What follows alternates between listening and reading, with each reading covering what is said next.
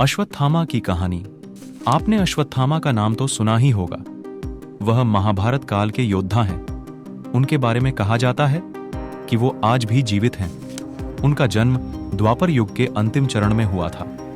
हालांकि कहा जाता है कि वे कलयुग में भी पृथ्वी पर निवास करते हैं। महाभारत ग्रंथ में उनके बारे में पूरी कहानी मौजूद है।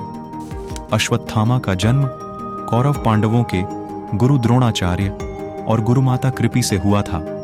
वह उनका इकलौता बेटा था। अश्वत्थामा के जन्म की कहानी महाभारत युद्ध से पहले गुरु द्रोणाचार्य कई स्थानों की यात्रा करते हुए हिमालय और ऋषिकेश पहुंचे। तमसा नदी के तट पर एक दिव्य गुफा में तपेश्वर नामक स्वयंभू शिवलिंग है। यहाँ गुरु द्रोणाचार्य और उनकी पत्नी माता कृपि ने शिव की तपस्या की थी। उनकी तपस्या से प्रसन्न होकर भगवान शिव ने उन्हें पुत्र जन्म का आशीर्वाद दिया। कुछ समय बाद माता कृपि ने एक सुंदर एवं तेजस्वी बालक को जन्म दिया। जन्म लेते ही उनके गले से हिनहिनाने की आवाज निकली, जिसके कारण उनका नाम अश्वत्थामा रखा गया। अश्वत्थामा के मस्तक में जन्म से ही एक अमूल्य रत्न विद्यमान था। अश्वत्थामा की मणि। अश्वत्थामा बहुत शक्तिशाली आर्षि माने जाते थे। उन्हें कई दिव्यास्त्रों का ज्ञान था। अश्वत्थामा के माथे पर जन्म से ही एक मणि थी। कहा जाता है कि उस मणि के कारण ही अश्वत्थामा देवता, दानव, राक्षस, शस्त्र, व्याधि, नाग आदि से निर्भय रहते थे।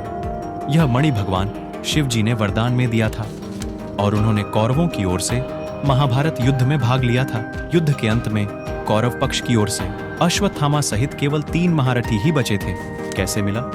अश्वत्थामा को श्राप अंतिम दिन वह रात में धोखे से पांडव शिविर में घुस गया और द्रौपदी के 5 पुत्रों को सोते समय मार डाला। इसके अलावा पांडवों की बची हुई सेना भी मारी गई। इसके बाद अश्वत्थामा गंगा तट पर स्थित महर्षि वेदव्यास के आश्रम में गए। सुबह जब पांडवों को इस हत्याकांड का पता चला तो वे अश्वत्थामा को दंड देने के लिए उसकी खोज करने लगे। अश्वत्थामा ने ब्रह्मास्त्र का प्रयोग करके पांडवों के वंश को नष्ट कर दिया। जब यह बात श्री कृष्ण को पता चला तो वो अत्यंत क्रोधित हो गए और उन्होंने अश्वत्थामा को यह श्राप दिया कि तुम इस भूलोक में हमेशा भटको गए, और उन्होंने अश्वत्थामा के सर से वो मणि भी निकल ली। तब से अश्वत्थामा इस भूलोक में भटकते रहते हैं। इन्हें 7 चिरंजीवी में भी गिना जाता है।